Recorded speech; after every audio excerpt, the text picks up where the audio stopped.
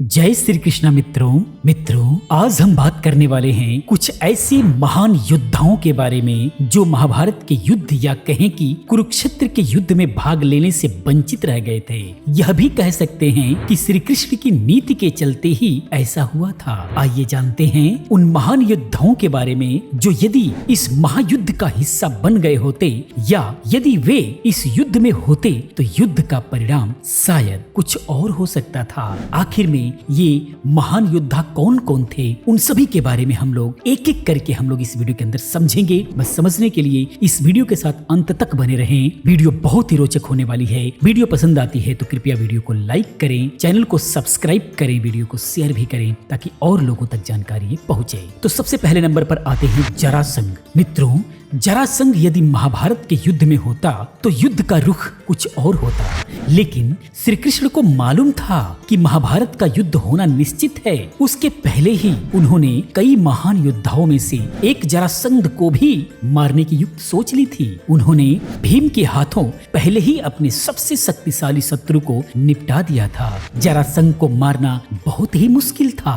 उसके बाद दूसरे नंबर पर था शिशुपाल। जरासंध का खास और श्री कृष्ण की बुआ का लड़का शिशुपाल भी बहुत ही शक्तिशाली था। श्री कृष्ण ने प्रण लिया था कि मैं शिशुपाल के 100 अपमान को क्षमा करूंगा, अर्थात उसे सुधरने के 100 मौके दूंगा। शिशुपाल रुक्मणी से विवाह करना चाहता था। रुक्मणी के भाई रुक्म का वह परम मित्र था।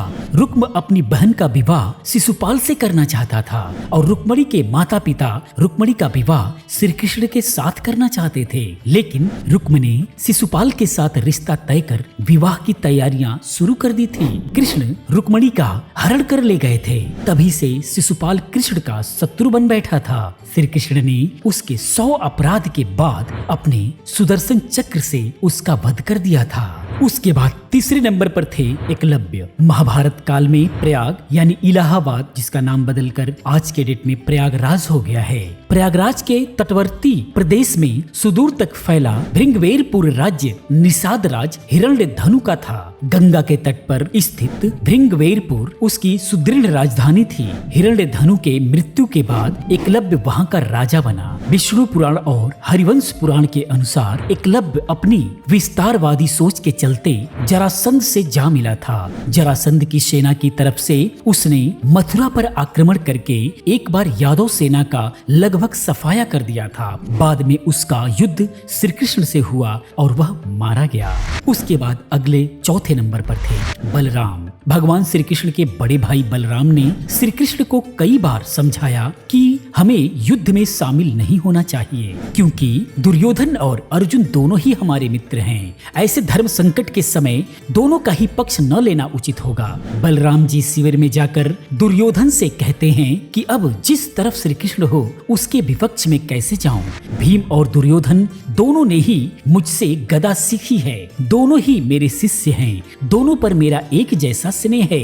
इन दोनों कुरुवंशियों को आपस में लड़ते देखकर मुझे अच्छा नहीं लगता, अतः मैं तीर्थ यात्रा पर जा रहा हूँ। उसके बाद अगले 5वें नंबर पर था कालयवन। पुराणों के अनुसार जरासंध ने 18 बार मथुरा पर चढ़ाई की, 17 बार वह असफल रहा। अंतिम चढ़ाई में उसने एक विदेशी शक्तिशाली शासक कालयवन को भी मथुरा पर आक्रमण करने के लिए प्रेरित किया। कालयवन की सेना ने मथुरा को घेर लिया। उसने मथुरा नरेश के नाम संदेश भेजा और युद्ध के लिए 1 दिन का समय दिया। श्री कृष्ण ने उत्तर में भेजा कि युद्ध केवल कृष्ण और कालयवन में हो, सेना को व्यर्थ क्यों लड़ाएं। कालयवन ने स्वीकार कर लिया। कृष्ण और कालयवन का युद्ध हुआ और कृष्ण रणभूमि को छोड़कर भागने लगे तो कालयवन भी उनके पीछे भागा। भागते भागते कृष्ण एक गुफा में चले गए। कालयवन भी उसी गुफा में घुस गया। गुफा में कालयवन ने एक दूसरे मनुष्य को सोते हुए देखा। कालयवन ने उसे कृष्ण समझकर कसकर लात मार दी और वह मनुष्य उठ पड़ा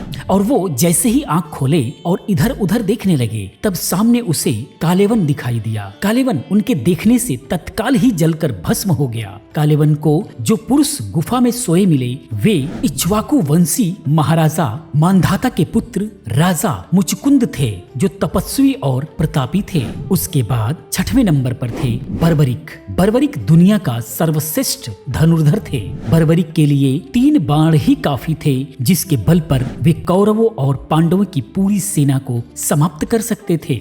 युद्ध के मैदान में भीम पौत्र बर्बरिक दोनों खेमों के मध्य बिंदु एक पीपल के वृक्ष के नीचे खड़े हो गए और ये घोषणा कर डाली कि मैं उस पक्ष की तरफ से लड़ूंगा जो हार रहा होगा। बर्बरिक की इस घोषणा से कृष्ण चिंतित हो गए। तब भगवान कृष्ण ब्राह्मण का भेष बनाकर सुबह बर्बरिक के शिविर के द्वार पर पहुंच गए और दान मांगने लगे। बर्बरिक ने कहा, मांगो ब्राह्मण, क्या चाहिए? ब्राह्मण रूपी कृष्ण ने कहा कि तुम दे नहीं सकोगे, लेकिन बर्बरिक कृष्ण के जाल में फंस जाते हैं और कृष्ण ने उससे उसका शीश मांग लिया। बर्बरिक द्वारा अपने पितामह पांडवों की विजय हेतु स्वेच्छा के साथ शीश दान कर दिया। बर्बरिक के इस बलिदान को देखकर दान के पश्चात श्री कृष्ण ने बर्बरिक को कलयुग में स्वयं के नाम से पूजित होने का वर दिया। आज बर्बरिक को खाटू श्याम के नाम से पूजा जाता है। जहाँ कृष्ण ने उसका शीश रखा था, उस स्थान का नाम खाटू है, जहाँ पर आज भी लाखों भक्त जाते हैं और वहाँ पर पूजा अर्चना करते हैं। मित्रों, तो ये थे महायोद्धा जो अगर उस महायुद्ध में शामिल होते तो शायद युद्ध का रुख ही कुछ अलग होता।